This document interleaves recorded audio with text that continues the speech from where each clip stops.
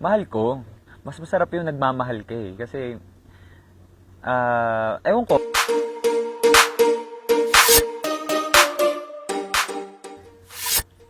Kanino? At 10, of course. Minsan lang ako magbigay ng trust. Sa mga konting tao lang talaga ako nagpapakita ng mga deep emotions, deep connection. Pero once na nagkaroon ng ganon, asahan mo na ang 100% loyalty ko ibibigay ko sa'yo. Taong iiwan ako. Kasi, alam mo, sa totoo lang, sa lahat ng mga relationship ko, ako yung hirap na hirap bumitaw kasi parang may takot ako doon sa regret, doon sa guilt, yung ganyan. So parang mas namamanage ko naman yung iiwan na lang ako. Ganyan. Mahal ko. Mas masarap yung nagmamahal ka eh. Kasi, ewan ko, I'm sure marami kayong nakaka-relate dyan. Masarap talaga yung feeling na nagmamahal ka. Masarap din naman yung minamahal ka, pero for me lang mas gusto ko ako yung nagbibigay. Sa ngayon, pera.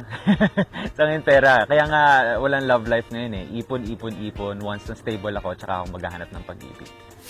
Pangmatagalan. Nangyari na sa akin yung madalas na panandalian lang and natuto na ako. Parang at this point of my life, ayoko na nagsasayang ng oras. Gusto ko yung susunod, pangmatagalan na. More pera. Katotohanan na tayo, more pera. Kasi ako naman talaga, aminado ko, sinabi ko yung kanina dito sa interview. Konti lang friends ko, konti lang yung family ko, sila ang mga very close lang sa akin. So ngayon, pera talaga importante. Ay, walang kain na lang. Ewan ko ba, parang lately, dahil sa sunod-sunod yung mga tapings, importante sa akin yung tulog at makapagpahinga. Present. Kasi kung ano yung gagawin mo sa present, yun ang magdidikta ng future mo. Past, dapat kalimutan mo na yung past. Kung ano yung mga nangyari sa past. Siguro betrayal.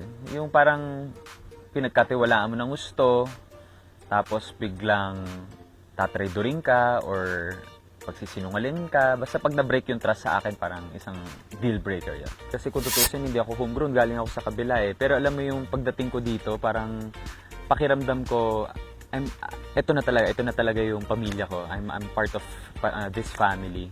Ang Kapuso Network. Kaya naman ako, pinapangako ko sa GMA and sa sarili ko na gagalingan ko lagi sa lahat ng ginagawa ko. I mean, sa bawat project ko, dapat may improvement and may learnings.